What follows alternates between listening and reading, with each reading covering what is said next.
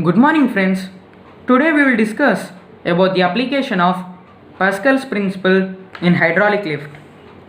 Pascal's principle states that external pressure applied to an enclosed body of fluid is transmitted equally in all directions throughout the fluid volume and the walls of the containing vessel.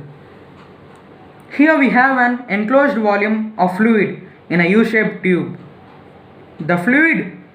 Here the fluid is air, and here the fluid is enclosed in the tube by two leak-proof pistons in each arm. The area in the left arm be A1 and the area here be A2.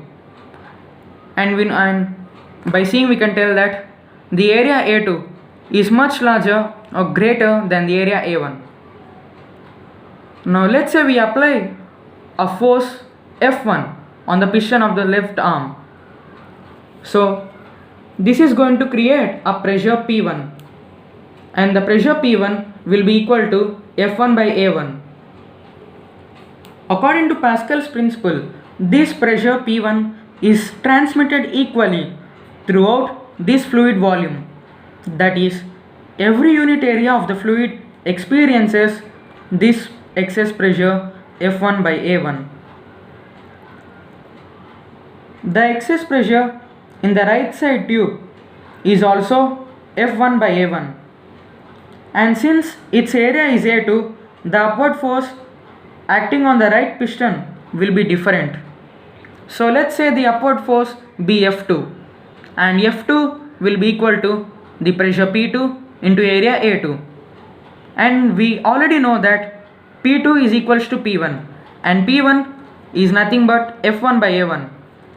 So finally the upward force F2 is equals to F1 by A1 into A2, which is much larger in magnitude than F1.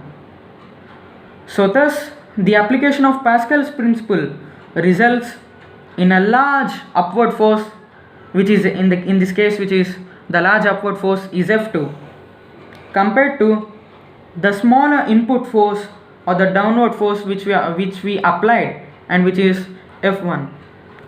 It is so great that the input force, which is F1, will be much smaller, or we can tell the output force F2 is much greater than input force F1, much greater that we can even lift up a car using this force.